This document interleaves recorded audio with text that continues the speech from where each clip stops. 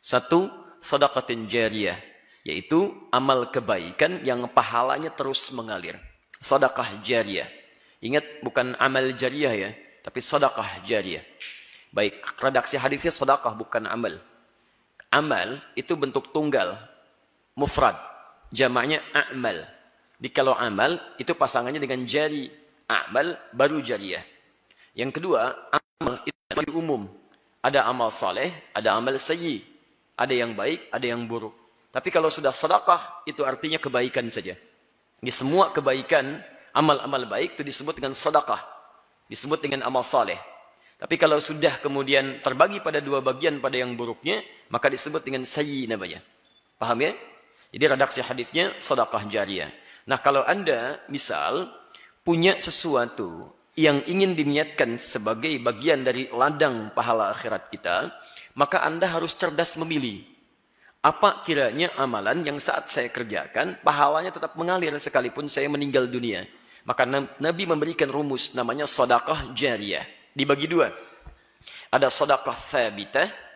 Sedekah tsabitah itu kebaikan yang saat dikerjakan pahalanya datang pada saat itu tapi terputus seketika. Di saat kita meninggal dia nggak datang lagi. Ada yang jariyah. Jariyah itu mengalir dari kata jara yajri, terus datang. Jadi kalaupun kita meninggal pahalanya terus mengalir. Contoh, Anda punya uang 50.000. Misal, Anda belikan makanan, kemudian Anda berikan pada si fulan. Atau Anda berikan langsung uangnya pada si fulan. Kemudian orang itu makan dari situ, ada tenaga bagi dirinya. Ketika dia gunakan tenaga itu untuk berbuat baik, misal dia salat, misal kemudian dia baca Al-Quran dan sebagainya, Anda dapat bagian dari pahalanya. Sepanjang tenaga itu masih dihasilkan dari bahan yang berasal dari Anda. Dari uang Anda. Kalau Anda berikan misalnya uang, dia pakai pakaian. Pakaiannya dia gunakan untuk menutup aurat. Ya kan? Atau misalnya pakaian dia gunakan untuk sholat. Maka sepanjang digunakan, Anda dapat pahalanya. Tapi kemudian, kalau tenaga itu sudah hilang, atau pakaian itu kemudian rusak, dia buang, maka tidak mengalir lagi bagi Anda. Selesai sampai di situ. Modal yang sama. Yang pertama tadi disebut dengan sedekah tsabitah. Tsabitah, tetap sampai situ. Mauqufah. Selesai. Yang kedua, jariyah. Dia mengalir terus, mengalir terus. Misal, modalnya sama 50.000. Anda belikan mushaf. Paling cepat Anda berikan pada penghafal Quran. Kalau sekedar disimpan di masjid, alhamdulillah. Tapi coba lihat berapa banyak mushaf di masjid, nampaknya jarang tersentuh. Silakan lihat. Ya, berapa banyak orang ke masjid buka mushaf kemudian membaca mushafnya. Memang ada yang baca, tapi intensitasnya dari sekian hari itu berapa yang baca. Kalau Anda mau cepat, titipkan pada penghafal Quran. Cari penghafal Quran, masuk ke mahad Quran, berikan kepadanya. Demi Allah saya katakan, dia punya dua keistimewaan. Pertama, penghafal Quran itu lebih banyak bersentuhan dengan mushaf.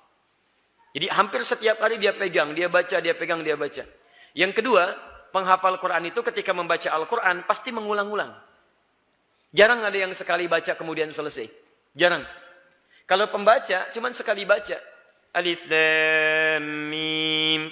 Dzalikal kitabu la raiba fi hudan lil muttaqin. Pembaca. Tapi penghafal Alif Lam Mim. Dzalikal kitab, dzalikal kitab, dzalikal kitab, dzalikal kitabu la raiba fi, la raiba fi, dzalikal kitabu la raiba fi. Hudan lil muttaqin, hudan lil muttaqin, dzalikal kitabu la raiba fi, hudan lil muttaqin. Berapa kali dia mengulang? Dan bukankah setiap hurufnya 10 kebaikan? At-Tirmidzi nomor hadis 2910. Man qara'a harfan min kitabillahi falahu 10 hasanat. Siapa yang membacakan satu huruf saja dari kitabullah, dia mendapatkan 10 kebaikan. Walam aqul alif lam mim harfun. Saya tidak katakan alif lam mim satu huruf. Walakin alifun harfun, lamun harfun, mimun harfun. Walikulli harfin 10 hasanat. Tapi alifnya satu huruf, lamnya satu huruf, mimnya satu huruf. Setiap hurufnya 10 kebaikan. Dan berita baiknya, karena mushafnya berasal dari ikhtiar Anda, maka berlaku hadis Muslim nomor hadis 1893. Man dalla ala khairin falahu ajruhu mithla ajri man fa'ala bihi min ghairi an yankusa min ardi syai'. Siapa yang memfasilitasi pada kebaikan, man dalla ala khairin falahu ajruhu mithla ajri fa'ili, maka dia mendapatkan pahala seperti orang mengerjakannya. Min ghairi an yankusa, tanpa dikurangi Ya, tanpa dikurangi min ajrihi syai, sedikit pun dari pahalanya. Sama persis.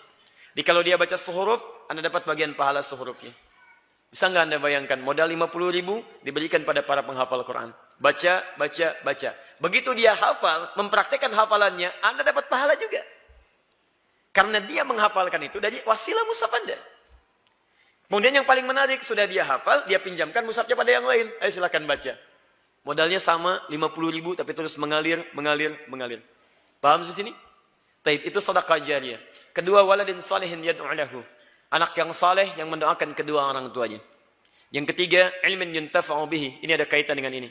Ilmu yang diajarkan dan ada manfaat dalam kehidupan. Maka tatkala guru ini mengajarkan dengan penuh keikhlasan, bermanfaat ilmunya, maka setiap murid yang mengamalkan, Masya Allah, berapa tuh limpahan pahala bagi guru-gurunya.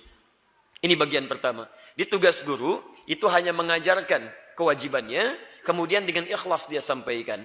Hak dia mendapatkan penghormatan, ingat, penghormatan dari muridnya. Kemudian mendapatkan pahala dan balasan dari Allah subhanahu wa ta'ala. Pahala dari Allah dan penghormatan dari murid itu bergantung bagaimana keikhlasan dan sikap guru dalam mengajarnya.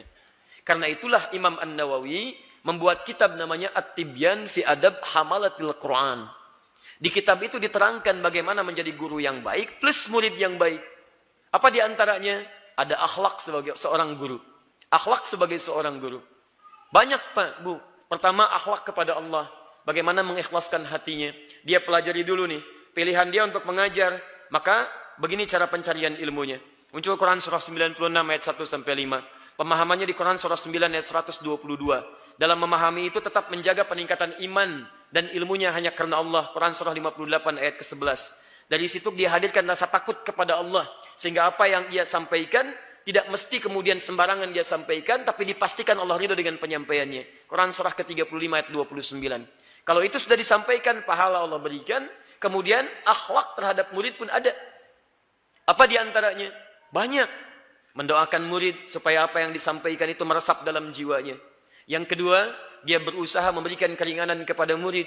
Jadi tidak pernah ada guru-guru yang baik meminta tarif misalnya kemudian dalam dakwahnya. Tidak pernah ada guru-guru yang baik menginginkan popularitas supaya banyak orang menyanjungnya.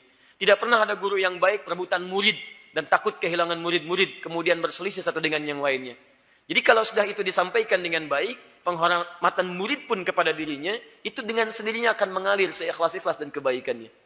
Sebaliknya, kalau akhlak dia dengan Allah tidak ada, akhlak dia dengan murid tidak ada, nah ini pun sekalipun ilmunya luas, maka konsekuensinya pahala tidak mengalir utuh bagi dirinya, dan mohon maaf, sikap dari murid pun akan diterima barangkali kurang dari apa yang ia harapkan.